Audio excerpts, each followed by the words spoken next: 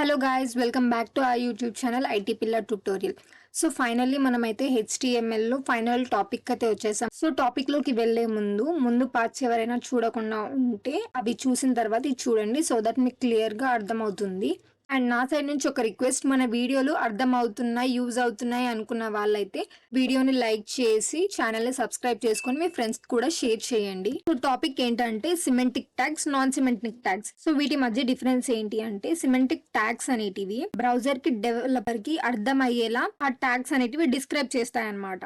కానీ non semantic tags ఏం చేస్తాయి, అవి ఎలాంటి ఇన్ఫర్మేషన్ ని, కంటెంట్ ని ప్రొవైడ్ చేయవు. అయినా వాటితో మనకి యూజ్ ఉందా అంటే ఉంది. అది ఎలాగో ఈ వీడియోలో చూద్దాం. ఫస్ట్ నాన్ సిమెట్రిక్ ట్యాగ్స్ గురించి తెలుసుకుందాం.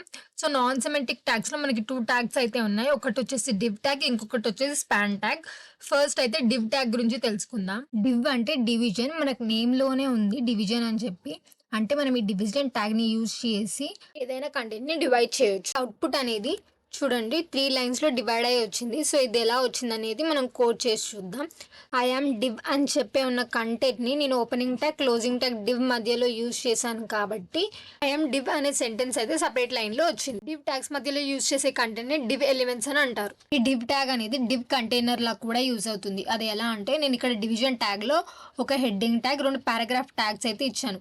దాని అవుట్పుట్ అనేది ఇలా వచ్చింది. సో మీ అందరికి డౌట్ రావచ్చు, డివిజన్ ట్యాగ్ యూజ్ చేయకపోయినా అవుట్పుట్ ఇలానే వస్తుంది కదా అని చెప్పేసి. ఎస్, డివిజన్ ట్యాగ్ యూజ్ చేయకపోయినా అవుట్పుట్ అనేది ఇలానే వస్తుంది. బట్ ఏంటి అంటే, మల్టిపుల్ పారాగ్రాఫ్స్ మీరు యూజ్ చేసినప్పుడు ఈ డివిజన్ ట్యాగ్ అనేది మీకు యూజ్ అవుతుంది అనమాట. లైక్ పారాగ్రాఫ్స్ ని ఇదొక డివిజన్, ఇదొక డివిజన్, ఇదొక డివిజన్ అని చెప్పి క్లియర్ గా మీకు అర్థమయ్యేలా మీ అవుట్పుట్ అయితే ఇస్తుంది. సో ఇక్కడ మీ అవుట్పుట్ లో మీరు అబ్జర్వ్ చేయొచ్చు, ఫస్ట్ ఒక డివిజన్ లా, సెకండ్ ఒక డివిజన్ లా, థర్డ్ ఇంకో డివిజన్ లా క్లియర్ గా డివైడ్ అయితే ఉంది. సో అది డివైడ్ అయిందని మీకు తెలియాలి అంటే మీ అవుట్పుట్ పైన రైట్ క్లిక్ చేయండి. క్లిక్ చేసిన తర్వాత మీకు ఇన్స్పెక్ట్ అనే ఒక ఆప్షన్ అయితే కనిపిస్తుంది. సో ఆప్షన్ పైన క్లిక్ చేయండి. క్లిక్ చేసిన తర్వాత మీకైతే ఇలాంటి ఒక ఇంటర్ఫేస్ అనేది అయితే కనిపిస్తుంది. సో ఇక్కడ మీరు యూజ్ చేసిన ట్యాగ్స్ అనేటివి ఉంటాయి. మీరు ఆ ట్యాగ్స్ పైన సర్కిల్ ప్లేస్ చేయగానే మీ అవుట్పుట్ అనేది ఇలా డిస్ప్లే అవుతుంది అనమాట. సో ఇక్కడ మీరు చూడొచ్చు డివ్ ట్యాగ్ అనేది ఎంత స్పేస్ ని ఆక్యుపై చేసిందో. ఇక్కడ మీకు పారాగ్రాఫ్స్ అనేటివి కనిపిస్తున్నాయి కదా, అవి ఒక డివిజన్ లో డివైడ్ అయ్యి కనిపిస్తున్నాయి. అదే మీరు పారాగ్రాఫ్ ట్యాగ్ పైన క్లిక్ చేస్తే అది సింగిల్ గా కనిపిస్తుంది. ఇలా అయితే రిప్రజెంట్ అవుతాయి అనమాట. ఈ డివ్ ట్యాగ్ యూజ్ చేయడం వల్ల మీ కంటెంట్ అనేది ఒక కంటైనర్ లో స్టోర్ అయి ఉంటుంది. సో నెక్స్ట్ బ్లాక్ ఎలిమెంట్స్ అనమాట. సో నేను ఇక్కడ పారాగ్రాఫ్ ట్యాగ్ లో హలో వరల్డ్ అని ఇచ్చాను, డివ్ ట్యాగ్ లో హలో వరల్డ్ అని ఇచ్చాను.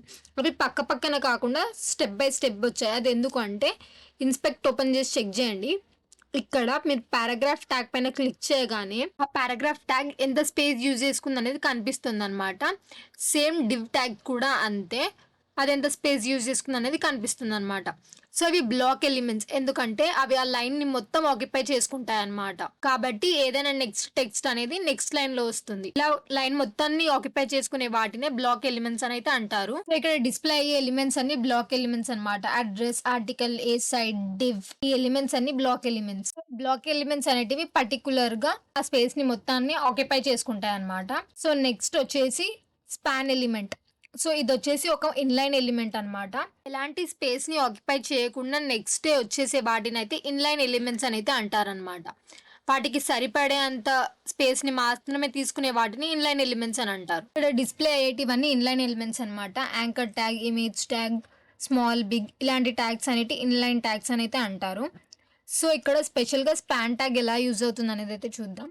సో నేను ఇక్కడ ఇంకొక టెక్స్ట్ అనేది ఇస్తాను, hello everyone this is Deepika అని ఇచ్చి స్పాన్ ట్యాగ్ లో హలో వరల్డ్ అని అయితే ఇస్తాను. సో సెంటెన్స్ అయితే ఇలా ఫామ్ అవుతుంది.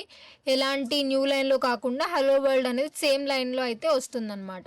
సో ఇప్పుడు ఈ స్పాన్ ట్యాగ్ లో నేను స్టైల్ అనే ఒక అట్రిబ్యూట్ అయితే యూజ్ చేస్తాను. యూజ్ చేసి బ్యాక్గ్రౌండ్ కలర్ అనేది ఇద్దాం మనం ఈ హలో వరల్డ్ కి. సో నేను ఇక్కడ ఒక పర్పుల్ కలర్ అనేది ఇస్తాను. ఇచ్చిన తర్వాత అవుట్పుట్ చూసుకుంటే మనకు ఆ పర్టికులర్ టెక్స్ట్ అనేది మాత్రమే చేంజ్ అవుతుంది అనమాట, కలర్ చేంజ్ అవుతుంది. మిగతా ఏ టెక్స్ట్ కూడా కలర్ చేంజ్ అవ్వకుండా. సో మనం ఏదైనా కంటెంట్ కి కలర్ చేంజ్ చేయాలనుకున్నా, లేదా ఏదైనా కంటెంట్ కి లింక్ ఇవ్వాలనుకున్నా ఇలా ఈ స్పాన్ ట్యాగ్ అయితే యూజ్ చేయొచ్చు. స్పాన్ ట్యాగ్ అనేది నాన్ సిమాటిక్ ట్యాగ్, అంటే అది ఎలాంటి ఇన్ఫర్మేషన్ ని కూడా ప్రొవైడ్ చేయదు. ఇక్కడతో అయితే HTML ఫుల్ కోర్స్ అనేది కంప్లీట్ అయిపోయింది. నెక్స్ట్ వీడియో నుంచి మనం CSS ఫుల్ కోర్స్ అనేది స్టార్ట్ చేద్దాం. CSS ఫుల్ కోర్స్ అనేది ఎలా చేద్దాం అంటే, నేను కొన్ని వెబ్సైట్స్ అనేటివి బిల్డ్ చేస్తూ మీకు స్టైల్స్ ఎలా యూజ్ అవుతాయి, ట్యాగ్స్ ఎలా యూజ్ అవుతాయి అనేది అయితే ఇన్ఫర్మేషన్ ఇస్తాను. సో ఎవరు మిస్ కాకుండా చూడండి.